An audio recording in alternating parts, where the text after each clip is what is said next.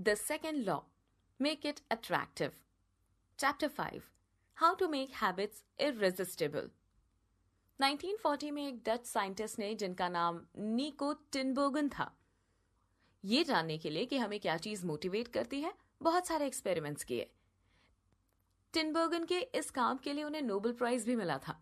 टिनबर्गन ने north America के सी शोर पर उड़ने वाले ग्रे और व्हाइट बर्ड्स, हेरिंग गुल्स को इन्वेस्टिगेट किया था। टिनबर्गन ने अपनी रिसर्च में पाया कि अडल्ट हर्लिंग गुल्स की चोंच मतलब बीक पर एक छोटा लाल रंग का डॉट बना हुआ होता है और नए जन्मे हुए बच्चे खाने के लिए इसी डॉट को पकड़ते हैं। अपने पहले एक्सपेरिमेंट को शुरू करने के लिए टिनबर्गन ने एक कार्डबोर्ड पर हर्लिंग गुल्स का नकली फेस और बीक बनाई, और जब अडल्ट गुल्स नेस्ट में नहीं होते थे तब टिनबर्गन नेस्ट में नकली गुल्स का फेस रखते थे, और जब नए मतलब छोटे बच्चे उस नकली फेस की बीक को देखते थे तो खाने के लिए उस लाल डॉट को पकड़ते। टिनबर्गन ने यह भी नोटिस किया कि रेड डॉट जितना ज्यादा बड़ा होता था, नए बच्चे उससे उतनी जल्दी नोटिस कर लेते थे। एक दिन टिनबर्गन ने नेस्ट में 3 बड़े कार्डबोर्ड की बीक रखी जिसमें बहुत बड़े लाल डॉट बनाए गए थे। उन 3 बीक्स को देखकर बच्चे खुशी से झूमने लगे थे। टिनबर्गन और उनकी टीम सेम दूसरे जानवरों में भी ऐसा बिहेवियर देखा था। टिनबर्गन ने ग्रेलैक गूस को भी स्टडी किया। जब भी कभी गूस का अंडा नेस्ट से निकलकर बाहर गिर जाता तो वो उस गोल अंडे को अपनी बीक की मदद से वापस नेस्ट में रखती थी। गूस के अंदर ये इनबिल्ट होती है कि जब भी कुछ गिरेगा तो गोल जैसी दिखने वाली चीज को वापस बीक की मदद से अंदर रखना होगा, चाहे वो अंडा हो, पत्थर या कोई बॉल।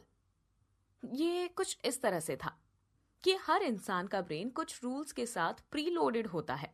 साइंटिस्ट इसे सुपरनॉर्मल स्टिमुलाई कहते हैं। ह्यूमंस के अंदर भी ये सुपरनॉर्मल स्टिमुलाई होती है। ऑथर ने इसे जंक फूड का एग्जाम्पल दिया है। ऑथर कहते हैं, इंसानों ने हजारों सालों बाद टेस्टी खाना इवॉल्व किया है जिसे हम सब आज खाते हैं। हजारों साल पहले हमारे पूर्वज खाना ढूंढने के लिए स्ट्रगल करते थे, इसलिए उनके अंदर सुपरनॉर्मल स्टिमुलाई थी कि जो भी चीज सरवाइव करने के लिए मिले उसे खा लो। ऑथर समझाते हैं, वो सुपरनॉर्मल स्टिमुलाई आज भी हम सब के अंदर कहीं ना कहीं मौजूद है, जिसकी वजह से हम सब भले या जंक फूड खाते हैं, जबकि आज के जमाने में हमारे पास अच्छी डाइट मौजूद है। ऐसा इसलिए है क्योंकि पिछले 50,000 सालों से इंसानों का ब्रेन रिवॉर्ड सिस्टम बिल्कुल भी नहीं बदला है। ऑथर कहते हैं, आजकल मॉडर्न फूड इंडस्ट्री भी इंसानों की इसी सुपरनैचुरल स्टिमुलाई का फायदा उठाती है। फूड साइंसेस का सबसे पहला गोल ही ऐसे प्रोडक्ट्स को क्रिएट करना होता है जो कंज्यूमर को अट्रैक्टिव लगे। जैसे कंपनीज के पोटैटो चिप्स को और क्रिस्पी और सोडा ड्रिंक को और एनर्जेटिक बनाने के लिए लाखों रुपए खर्च कर देती है। बल्कि कुछ कंपनीज में एक डिपार्टमेंट ऐसा भी होता है जिससे ये चेक करना होता है कि प्रोडक्ट आपके मुंह में जाकर कैसी फील देगा, जिससे ओरो सेंसेशन कहते हैं। ये एक तरीके की क्वालिटी चेक करने की स्ट्रैटेजी होती है। ओरो सेंसेशन को आप ऐसे समझ सकते हैं जैसे फ्रेंच फ्राइज जो बाहर से दिखने में ब्राउन और क्रंची होती है और मुंह में जाते ही घुल जाती है। कुछ फूड्स में डायनामिक कॉन्ट्रास्ट स्ट्रैटेजी को इस्तेमाल किया जाता है, जैसे पिज्जा के साथ चीज और ओरियो बिस्किट की क्रंचीनेस के साथ उसकी स्मूथ क्रीम। इस तरह से आप उस खाने का, जैसे पिज्जा या ओरियो का टेस्ट कभी भी नहीं भूलते। यही वजह है कि आप इस तरह की चीजों को हद से ज्यादा खाते हैं, क्योंकि आपके ब्रेन को ये चीजें ज्यादा अट्रैक्टिव और टेस्टी लगती है। ऑथर कहते हैं कि मॉडर्न फूड इंडस्ट्री तो second law of behaviour change, make it attractive का बस एक छोटा सा एग्जाम्पल है। जो चीज जितना अट्रैक्टिव होगी वो उतनी ही जल्दी आपकी हैबिट बनने लगेगी। ऑथर कहते हैं, आप अपने आसपास देखिए, सोसाइटी स्किल्ड इंजीनियर्स से भरी हुई है। मॉल्स में मैनिक्वीन्स पर कपड़े इस तरह से लगाए जाते हैं कि वो अट्रैक्टिव लगे। सोशल मीडिया पर आपको कुछ सेकंड्स में ही हजारों लाइक्स मिल जाते हैं। ये सब कुछ मॉडर्न दुनिया की सुपर नॉर्मल स्टिमुलाई है जो चीजों को इस तरह से प्रेजेंट करते हैं वो आपको बहुत ज्यादा अट्रैक्टिव लगने लगती है, जिसकी वजह से आप उन्हें खरीदने, social media use, over eating करने से पहले बिल्कुल भी नहीं सोचते। अगर आप हिस्ट्री के पैटर्न से समझे तो आपको पता लगेगा कि फ्यूचर में चीजें आज के मुकाबले में और भी ज्यादा अट्रैक्टिव होंगी। असल में बात तो ये है कि इन अट्रैक्टिव चीजों को ना कहना या अवॉइड कर पाना बहुत मुश्किल होता है। ऑथर कहते हैं इस second law make it attractive में हमारा गोल यही सीखना है कि कैसे हम अपनी हैबिट्स को इररेजिस्टेबल, अनअवॉइडेबल बना सकते हैं। हम किसी भी हैबिट को सुपर नॉर्मल स्टिमुलाई से जोड़ नहीं सकते, इसलिए हमें अपनी हैबिट्स को ज्यादा से ज्यादा अट्रैक्टिव बनाना होगा, जिसके लिए हमें अपने बायोलॉजिकल सिग्नेचर को समझना होगा, जिसे द डोपामिन स्पाइक कहते हैं, the dopamine driven feedback loop. Author बताते हैं कि साइंटिस्ट इंसानों की क्रेविंग को न्यूरोट्रांसमीटर डोपामिन की मदद से मेजर कर सकते हैं कि वो क्रेविंग कब होती है। 1954 में दो न्यूरो साइंटिस्ट जेम्स ओल्स और पीटर मिलनर ने एक एक्सपेरिमेंट किया था, जिससे क्रेविंग्स मतलब इच्छा के पीछे का न्यूरोलॉजिकल प्रोसेस समझ में आया। ओल्स और मिलनर ने रैट्स मतलब चूहों के दिमाग में इलेक्ट्रोड्स डाले और डोपामिन के रिलीज को बंद कर दिया, जिसकी वजह से रैट्स की जीने की इच्छा ही खत्म हो गई। रैट्स के अंदर किसी भी चीज के लिए क्रेविंग नहीं बची थी, जिसके बाद कुछ ही दिनों में रैट्स की मौत हो गई। जिसके बाद कुछ साइंटिस्ट ने रिसर्च को आगे बढ़ाते हुए एक बार फिर से रैट्स के अंदर डोपामिन को ब्लॉक किया और इस बार साइंटिस्ट ने रैट्स के मुंह में शुगर मतलब चीनी के कुछ दाने डाल दिए थे। इस बार रैट्स का चेहरा खुशी से जगमगा उठा था। साइंटिस्ट ने अपनी रिसर्च में पाया कि डोपामिन ब्लॉक करने के बाद भी रैट्स टेस्ट को महसूस और एंजॉय कर सकते थे, लेकिन उनके अंदर चीनी की इच्छा नहीं थी। ऑथर कहते हैं कि जब इच्छा मर जाती है तो उससे जुड़ा एक्शन भी खत्म हो जाता है। ऑथर बताते हैं कि जब दूसरे रिसर्चर्स ने एक और एक्सपेरिमेंट किया जिसमें उन्होंने डोपामिन के लेवल बढ़ा दिए, तो साइंटिस्ट ने पाया कि रैट्स अपनी हैबिट्स को नॉन स्टॉपेबल स्पीड से करने लगे थे। ऑथर कहते हैं हैबिट्स डोपामिन से ही इन्फ्लुएंस होती है।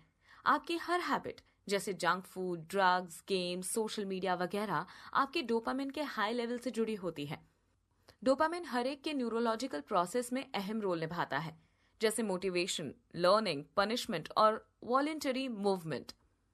ऑथर बताते हैं कि डोपामिन सिर्फ तभी रिलीज होती है जब आपको खुशी या प्लेजर महसूस होता है, बल्कि डोपामिन तभी रिलीज होने लगता है जब आप वो काम करने जा रहे होते हैं जिससे आपको खुशी मिलती है।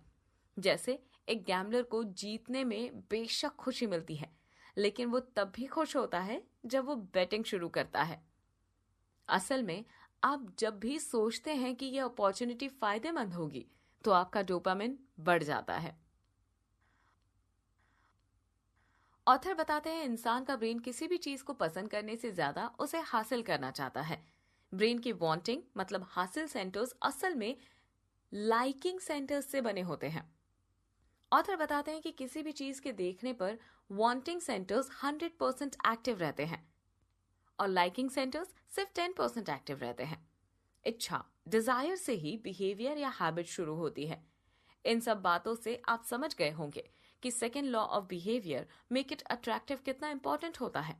आपको अपनी हैबिट्स को इतना अट्रैक्टिव बनाना होगा जिससे डोपामिन लेवल बढ़ जाए और आप एक्शन लेने के लिए मोटिवेट हो जाए। जिसके बाद रोल आता है टेम्पटेशन बंडलिंग स्ट्रैटेजी का। How to use temptation bundling to make your habits more attractive. Author एक स्टूडेंट के बारे में बताते हैं।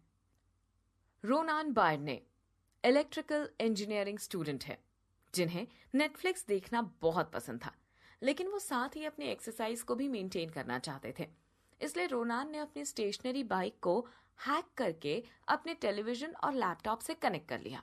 जिसके बाद रोनान ने एक कंप्यूटर प्रोग्राम बनाया जिससे वो अपनी बाइक पर नेटफ्लिक्स को सिर्फ एक पर्टिकुलर स्पीड पर ही देख सकते थे।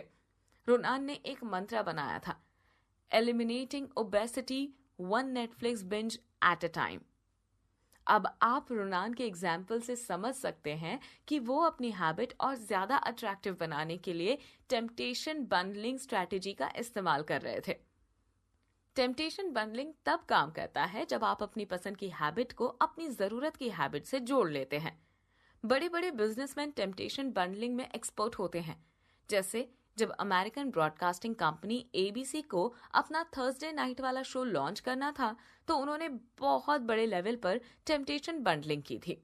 एबीसी एडवर्टीजमेंट्स पर लोगों को शो देखते वक्त पॉपकॉर्न, वाइन और एंजॉय करने के लिए मोटिवेट करती थी।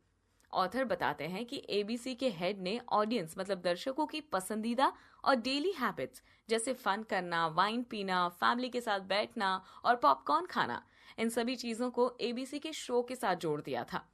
धीरे धीरे लोगों ने एबीसी को हर थर्सडे 8 बजे देखना मजे और रिलैक्स करना समझ लिया था। इस तरह से टेलीविजन को ऑन करने की हैबिट अट्रैक्टिव बन गई।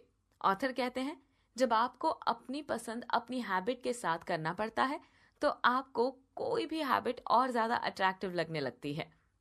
जैसे आपको अपना वजन कम करना है और आपको सेलिब्रिटी गॉसिप्स देखना पसंद है, तो आप ऐसा जिम ज्वाइन कर सकते हैं जहां पर टीवी में हर वक्त सेलिब्रिटी गॉसिप्स के शोज आते हो।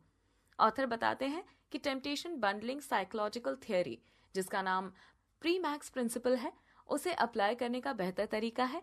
इस प्रिंसिपल को आप एक एग्जाम्पल से समझ सकते हैं। जैसे आपको अपने पेंडिंग मेल्स को देखना पसंद नहीं है, लेकिन आपको पेडिक्योर करवाना पसंद है, तो आप ये शर्त रख सकते हैं कि मैं जब भी पेडिक्योर करवाऊंगा या करवाऊंगी तो उसके साथ मैं अपने मेल्स को भी चेक करूंगा या करूंगी। इस तरह से धीरे धीरे आप पेडिक्योर से अपने मेल्स को जोड़ लेंगे और मेल्स को देखने की हैबिट आपके लिए अट्रैक्टिव बन जाएगी। ऑथर समझाते हैं कि आप लोग टेम्पटेशन बंडलिंग को हैबिट स्टैकिंग के साथ जोड़कर भी काम कर सकते हैं। The habit stacking plus temptation bundling equals to first current habit के बाद मैं habit I need divided by या जिस हैबिट की मुझे जरूरत है करूंगा। दूसरा हैबिट आई नीड, जिस हैबिट की मुझे जरूरत है उसके बाद मैं हैबिट आई वांट, उस हैबिट को करूंगा जिससे करना मुझे पसंद है। जैसे आप स्पोर्ट्स देखना चाहते हैं लेकिन आपको सेल्स कॉल करनी है। पहला, आप लंच ब्रेक खत्म होने के बाद में 3 क्लाइंट्स को कॉल करूंगा या करूंगी, नीड। दूसरा, 3 क्लाइंट्स को कॉल करने के बाद मैं स्पोर्ट्स देखूंगा, वांट। इस तरह से आप जरूरी हैबिट्स को जल्दी करेंगे, क्योंकि इसके बाद आपको उन हैबिट्स को करने का मौका मिलेगा जिन्हें आप करना चाहते हैं।